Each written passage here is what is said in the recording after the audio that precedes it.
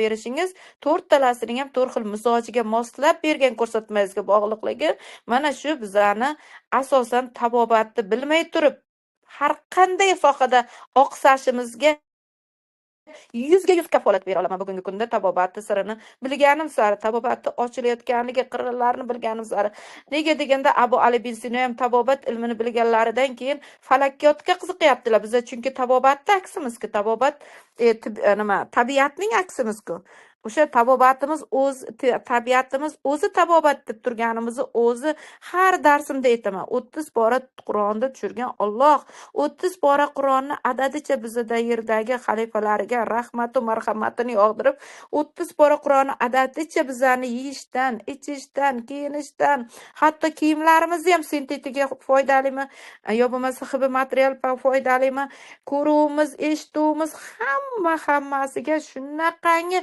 ne'matlarini hatto ichadigan suvlarimizgacha shu darajada ne'matlarini yog'dirganki har birida o'zini tabiiyligini yaratib iqro o'qib top ilmimda mana shu ilmning ichida sani sog'lom yashashing tanangni sog'lomligi sani diningni mustahkam qiladi chunki tanasi nosog'lom majruh bo'lib turgan inson qanday qilib Allohning hamma farzlarini bajara oladi yo ilmiga amal qila oladi o'tgan safarlar ham men aytdim jon kuydirib aytayman iltimos bizani tanamiz bu tabobatimiz bizani dinimizga xizmat qiladigan bizni avvalo tabobatni bilishimiz kerak tabobatni tarqatishimiz kerak tabobatga yakdil qadam bo'lishimiz kerak hammamiz birlashib tabobatga joni jahd bilan oldingi ota bobolarimiz kabi u yillar mobaynida eskilik sarqitiga chiqarilgan bu tabobatimiz eskilik sarqiti emas bizani o'zimizni Alloh yaratgan fitratimiz toza sof sizlarni bolalikda shunaqangi chiroyli sog'lom bolani xarakterini qarang qanaqangi murg'ak qanaqangi hozir xafa qil desam bir pasdan yana quchoqlab kelaveradi hozir urdingiz ham yana bir pasdan kulib kechirib ketaveradi chunki ularning fitrati shu darajada Alloh tomonidan ne'mat qilib berilgan tozada xuddi shu sof fitratda yaratilganmiz bizani faqat o'sha tarbiyachimizgina yo islomiy yo yahudiy yo majuziy qila oladi degan o'zi bizani tabiatimiz atrof muhitimiz va ota onamiz beriladigan tarbiyamiz bizani faqat yo'naltirib yuboradigani qaysi dinga qaysi kim bo'lishimizga ana o'shalarni bizni ana tabobatimizni bilsakkina to'g'ri yo'ldan keta olamiz demoqchiman to'g'ri farzand tarbiya qila olamiz to'g'ri nasl qoldira olamiz sog'lom nasl qoldira olamiz mana judayam meni ertalabki mana shu ayolda gaplari achityapti-ku haqiqatdan ham erkaklarimiz nima 40 ga kirmasdan to'g'risini aytaman menimcha nima deydi shunaqa dard bilan kelishadi endi mayli birovlarni siri omonat endi hatto o'zlarini erlik quvvati yo'qda nimadan shu darajada sog'lig'ini yo'q deydi yana doktorga boring desa yo bo'lmasa tabibga boring desa yo'q men sog'lomman sen o'zingni davolatib olaver deydi ana o'shalardan qo'yilgan urug'dan hosil bo'layotgan o'sha kibrga ketib men sog'lomman degan erkaklardan urug'idan qo'yilayotgan bolalarning ahvolini biz bugungi kunda ko'rib o'tiribmiz qay darajada sovib ketgan hozir ham bitta kecha o'g'illarini uzoqdan turib tashxis qo'yganman yana boshim achchib charchab ketganman nima deb tashxis qo'yganimni o'zim bilmayman masalan apparat orqali ko'rayotganimiz yo'q yo boshqa naryoqda o'tib kelgan nimalarni tashxis atletlarini ko'rayotganim yo'q men u bolani uzoqdan turib nima deydi shunaqangi endokrin sistemasi bormi ko'z ostidagi anaqalari bo'yicha yuzidan qaradim bo'ldi boshqa joyini ko'rmadim yuz tuzilishlaridan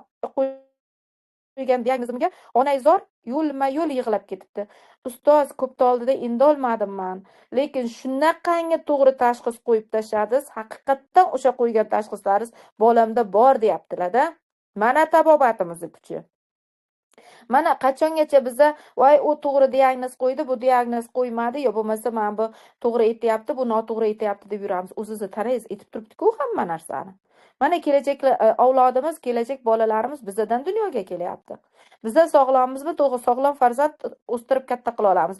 Bizlarni bachadonimizdagi yallig'langan bachadonli qizni, yallig'langan prostata bezi shamollagan bolani dunyoga keltiradi. Ana undan keyin tuz yig'ilmalari buyrak filtrlovchi a'zo bo'lgandan keyin toza filtrlab sog'lom o'zini faoliyatini bajarib, funksiyasini bajarib turibdimi? Demak, bizda hech qanaqangi kerak emas kristal tuzvon moddalar muhimlarimiz bo'ladimi? Hamma anaqalarimizga sohalarimizga o'tirolmaydi. Agar bizda mana shu shamollash tufayli farzand dunyoga keldimi, albatta qatdan oyog'idan shunaqa og'riq paydo bo'ladi deb o'ylaysizlar. Bo'ladi. Tuz yig'ilmalari chunki cho'kbek hosil qilib ketyapti har bir bo'g'imlari tanasiga. Uning hisobidan tana sovib qolyapti, bolalar isimayapti. Siydik yo'llarini shamollashi birga bir o'pka yo'llariga, nafas yo'llariga shamollash berib turibdi. Zamburug'lar kecha oxirida vrachlar kelishdimi, shunaqangi sporlashgisi kelishyapti. Endi mayli dedim, oxirigacha sporlashaversalaringlar, mayli xullas. Ko'pchilik kibrga ketgan vrachlar ham oxirida uzr so'rashgan deganimizni natijasida o'layam haqiqatdan ham tan olyapti-ku, shu darajada nafas yo'llarida kandidoz, shu darajada foizi katta bo'lganligini ko'rib haqiqatdan ham bilardim o'sha narsani. Mani o'zim aynan bilardim, to'ppa-to'g'ri chiqyapti deb aytayaptilar-da. Bu nima deydi? Hammamiz yakdil qadamda bamaslahat xalqni davolashga, sog'lom tarbiyali, sog'lom kelajak ongli yaratishga mas'ulmiz hammamiz. Nimaga biz nosog'lom tanadan qanday qilib biz Ibn Sinolarni kutamiz? Qanday qilib Imom al-Buxoriylarni kutamiz? Yo bo'lmasa Imom at-Termiziylarni kutamiz? Ana sog'lom fikr bo'lsa, tana sog'lom bo'lsa, tanamizdagi nima deydi, nimalar balg'am nimalar boshimizdagi balg'am mizojli o'zi boshimiz sovuq mizojli, doimo sovutib burnimiz oqqan, u nazla tomoqqa oqqan, oshqozonga, o'pkaga oqqan, qachon bo'lsa nafas yo'limiz balg'amga to'la, hali qaytarib chiqarib olmaymiz balg'amlarni, burunlarimizdagi nima deydi, o'sha hosil bo'layotgan polip bo'ladimi, nimalar bo'ladimi, adenoidlar bo'ladimi, hammasi bu nazlalar tufayli yuzaga kelgan sovuqlikdan. Ana endi shuncha sovuqlikni shamollashni ko'tarib yurimiz-u, boshimizda uning 10 baravari turibdi. Qanday qilib boshimiz ilmga ochiladi endi savol sizlarga. Mana endi sizlar nima deysizlar? Gapiringlar mikrofonni ochib. Mana birinchi savol tashlay, keyin javobini anglatishi, mana davolashga ham o'tamiz. Kim gapiradi? Nima gaplar? Qaysi gapimda noto'g'rilik yo bo'lmasa yo'q? Men bu yerda balki mana bunaqa ham bo'lishi mumkin-ku deganlar bo'lsa, ochib gapiringlar. Sizlarım. Hammamiz ham bu Gulnoza to'g'ri aytyapsiz. Rostdan balg'am bo'lgandan keyin inson yotishga ko'proq tortadi-ku, kallasi ishlashni xohlamaydi. Shunaqa biz kelajagimizni sog'lom yarata olmayapmiz. Kelajagimizdan olim ulamolar yetkaza olmayapmiz. Mana shularni orqasida ertalabki gapimga shuncha ta'sirlanganim uchun keling shu mavzuda kechga dedim jonli efir bugun o'zi yakshanba kuni yozib qoldilar o'zi ham. Mayli shuni jonli chat qilamiz-u, mana bir-birimizga ilm ulashamiz, bir-birimiz bilan maslahat mayli. Mani kanalimda ekansizlar, men boshligimda bo'lgan bilan hamma ham gapirishga haqli bu yerda. Chunki uzoq umr ko'rish sirlari asrlar davomida odamlarni haqiqatan o'ylantirib keladi. Mutaxassislar fikriga qaraganda insonning hozirgi umri tabiat tuhfa etgan tibbiy muddatdan ancha kamda, juda kam.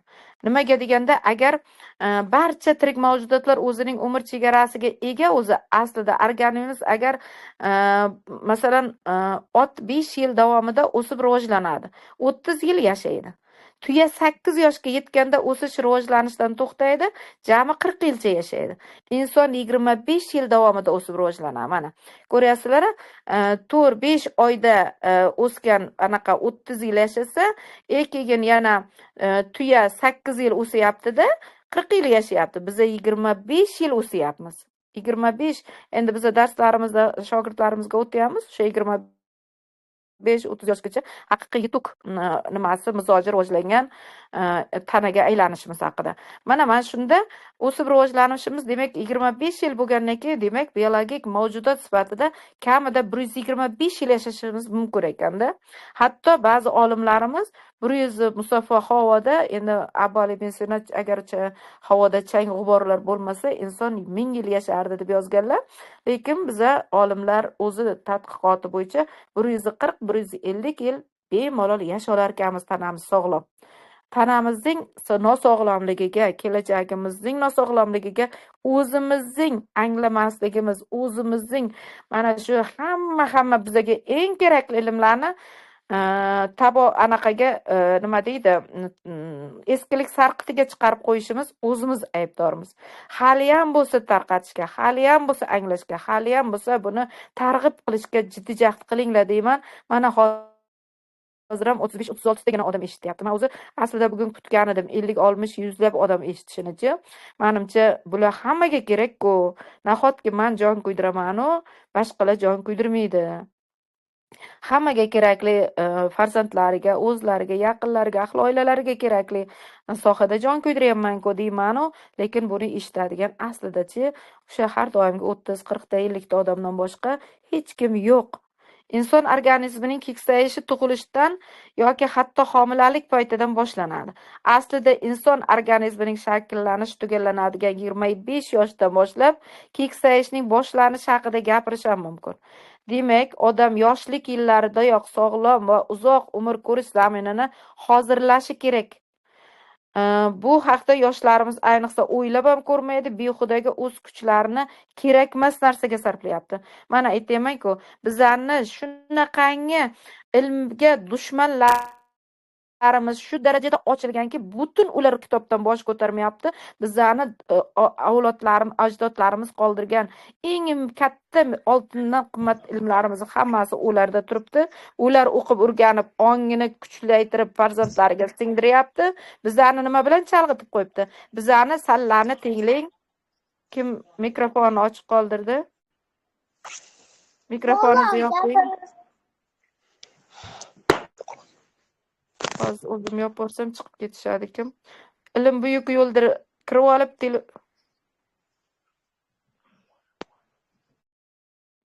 chiqib ketdi. Men mikrofoninglarni ochib qo'ymanglar.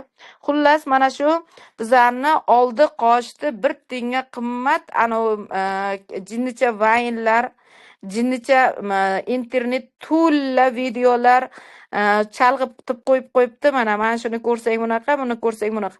Kunimiz qanday o'tyapti? Oylarimiz qanday o'tib ketyapti? Yillarimiz qanaqa o'tib ketyapti? Bolalarimiz faqat kirib olgani telefon qayerdagi bir jipiriqi videolari, bir bumag'ur anaqalarni tomosha qilish bilan qanday soatlarimizni va boy berdik-ku. Shunday odam yig'lagisi kelib ketadi. Bir kunda qancha ilm olishimiz mumkin edi o'shani o'rniga. Mana bizlarni sehrlab qo'ygan, ularni tarqatgan internetni-yu, internet orqali tarqatayotgan hatto mayli foydali degan narsamizning o'zini ham uni aslida-chi o'sha voy ana uni ichsa bunaqa bo'lar ekan degandi. Kitobdan o'qing, qancha foydalaridan tashqari zararli tomonlari yo'q. Yana qancha uning qiymatli nimalari bor, xususiyatlari bor. Masalan, petrushkani olamizmi yo zanjabilni olamizmi? Voy, zanjabil ichsang bunaqa bo'lar ekan degandan ko'ra o'tgan safar masalan birgina zanjabilni 4-5 minutlik